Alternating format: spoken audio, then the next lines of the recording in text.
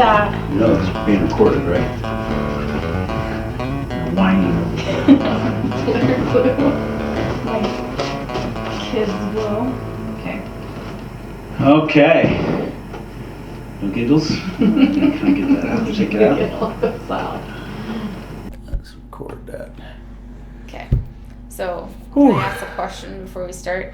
Sure. Okay, how's this gonna work? Are you gonna ask me a bunch of questions like you're interviewing? Like You know how you're gonna be like Joe Rogan and I'm gonna be like the guest? No. Joe Rogan, even though he interviews, so to speak, it's not really an interview. It's just long format dialogue. And he's just great at continuing the conversation by asking questions, you know. Okay. So like our conversation in the truck driving over here. Okay. That's all it is. No acting. No, nothing weird. No, nothing weird. I can't guarantee that one. Okay. Okay. So where do we start? Astronomy? Do we start with telescopes? Should I say who I am? No. No. It's not an interview. It's true. Okay. Well, let's do, what about airplanes? What about airplanes? Okay. Do you want to start with airplanes? I see you've got your pilot's jacket on. I do. Okay. It was my mother's, and she has a private pilot's license as well. Oh. But your mom used to fly like some. No, my mom was in the Air National Guard, but she didn't fly for them. She did air traffic control. She did help out with the SR-71 refueling operations. So she was on the plane that refueled the SR-71. Oh wow. Yeah. Cool. Yep. So let's see. Ground effects. Yeah. What do you know about ground effects? So, so ground effects is when you're coming in for landing, the wing of the airplane relative to the ground is going to create a little bit of turbulence, but it doesn't feel like turbulence. It's called ground effect, and it can be kind of like a little cushion of air as you're landing the airplane. And so it does affect your landing, whether you're a low wing or high wing. High wing aircraft can land a little bit shorter because they have less ground effect, and that's because their wing is higher up. They can come in steeper and land faster, you're saying? Is that what you They said? can come in steeper and land just shorter. So like those Alaskan bush pilots, you never see them have a low wing aircraft. They always have a high wing tail dragger aircraft with like those really big wheels, like the big giant tires on the wheels, and they can land on like a sandbar, right? They need hardly anything. So those are high wing because they can just literally drop the plane. So some people, on a dime. It sounds like the ground effect would be good for beginner pilots. So you're talking about a low wing aircraft because if it comes in, it can take advantage of that cush to slow you down and make a gentle landing. Yes, if you have a lot of runway, then yes. Yeah. I mean, it's not a huge difference. I learned on high wing aircraft, and then I flew low wing after I got my license. So it's not dramatic. It's not dramatic, but I can feel it. When you fly airplanes and you learn how to land airplanes, you develop what's called a kinetic sense. So that's when you learn how you feel what the airplane's doing. So you just made that up, didn't you? No, I didn't. Oh, no, I didn't. So kinetic sense. So when I was first learning how to fly airplanes, I didn't have my kinetic sense developed, and I was having a difficult time learning how to land. And you're taught all the mechanics on how to land. Your speed, where do your flaps go? What's the wind doing? How much power do you put in? Like, you learn all the mechanics. What does your horizon look like? All of that stuff goes into a good landing. And you learn all that, but you really can't land well until you develop that kinetic sense. So I remember the day that I finally got it. All of a sudden I could feel. So what you do is you feel the airplane kind of lose lift. So when you land, your airplane's kind of gliding along the runway, right? And you start to flare, and you can control your flare depending on how well you're losing lift. If you don't have any kinetic sense, then it's hard to to flare correctly. Right. And so then if you can feel the airplane sinking, once you develop that sense, then you can touch the main wheels down on the runway easier because you can feel it, and then you control how you pull back on that yoke to control that flare. So now how do you slow down? Like I've flown a Cessna 152 once. But the hardest part of that was really How long ago was this? 15 years ago. Okay. So about when I got my license. Okay. Yeah. The thing that I found most difficult was actually taxiing out to the runway. Using the brakes, right? Yeah. Because okay, so you've got the pedals, but the each pedal has that little brake thing on the top. But it would brake left and right wheel. So I had no sense of being able to brake them evenly. So the plane's doing this stuff, trying to taxi out. Yeah. You know, I mean, is that true for all of those little airplanes? Yeah. So all little airplanes, you control your taxi with your rudder pedals. Those are your rudder pedals. Okay, rudder. But I wasn't ruddering. I was simply touching the brakes. And then so that's how you control your taxi. And then you can brake like on the tops of your rudder pedals. Right. Yeah, but it's not easy. No, it's pretty hard to keep. You want to keep your nose on that center line, right? And so it takes some practice in order to do that. It was impossible. You will never get that on your first try. It takes a while. Okay. Yeah. I kind of thought, all right, this isn't for me. I won't be able to. That's just dangerous. Because then, so the point is, now you're doing what, 80 miles an hour, maybe 70 when you actually land? How fast are you going? Yeah, so a Cessna's going to land about 70 knots. So how do you slow it down without touching those? Brake.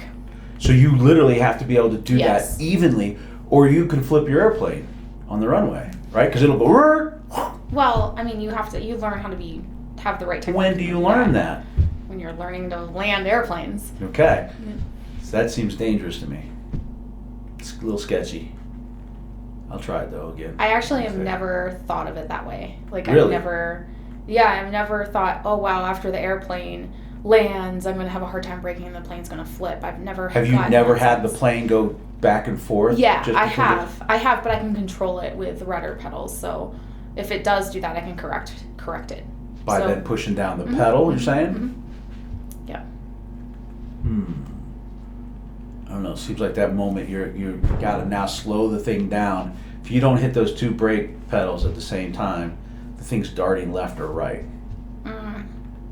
Yeah, I've had that happen before, but it's not like that scary or that bad. Mine was drastic. But maybe. Anyway. I don't know. Maybe I make a good pilot. Must be, right? Is that what you're trying to say? Yes. I get it. Or it takes practice. Okay. Let's see. You've flown at night. Mm-hmm. Nighttime flying is my favorite. And why? The airwaves, the radio waves, are pretty clear, and the lights are really pretty. The lights down below or the lights up above? Can you see stars? Yeah.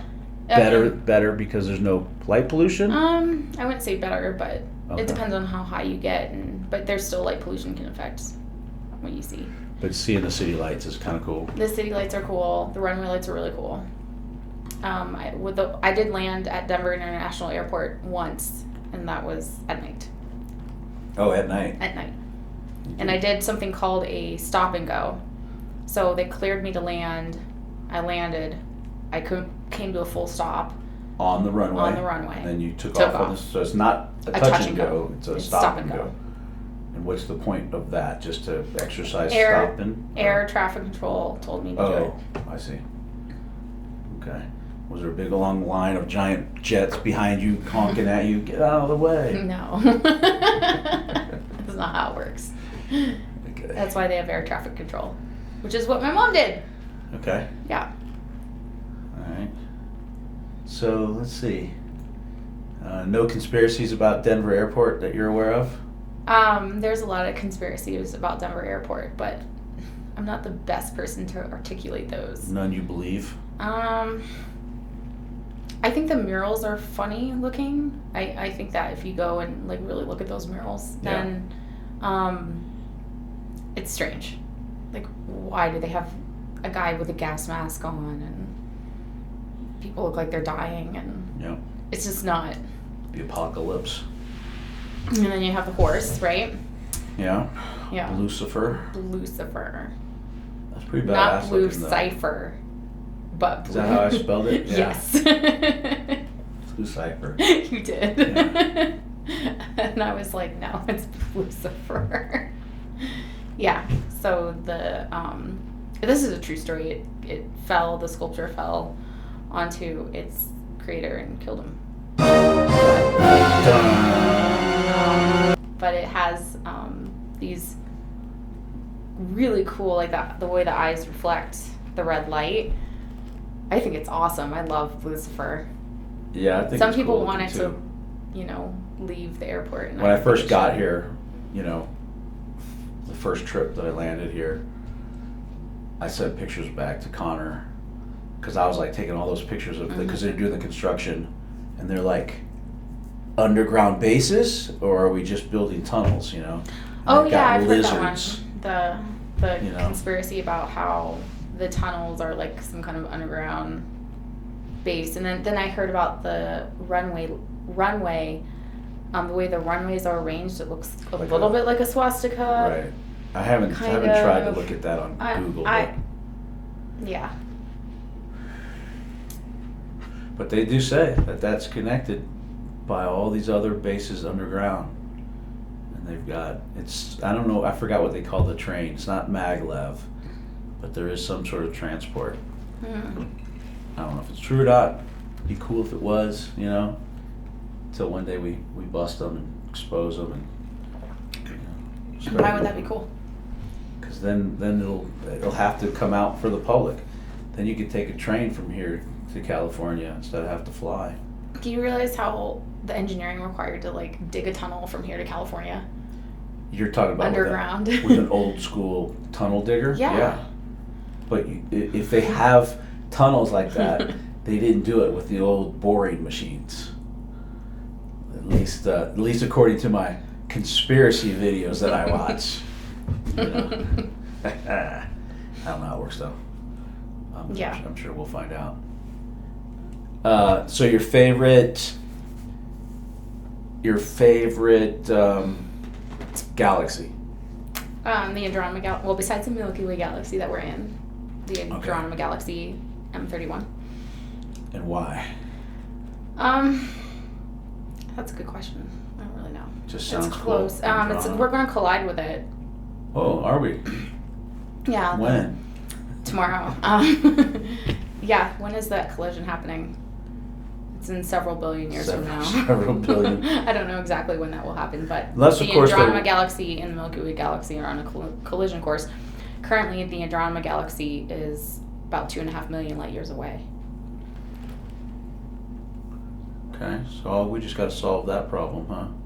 Let's move everything out of the way. Unless, of course, I don't think that's based on the current understanding of the expansion of the universe, right? And if it's accelerating and not just expanding, but expanding with an acceleration, then we may not run into them. My thinking is that the collision course is faster than the rate of expansion, so the collision is going to happen regardless. Oh, how about Nibiru then?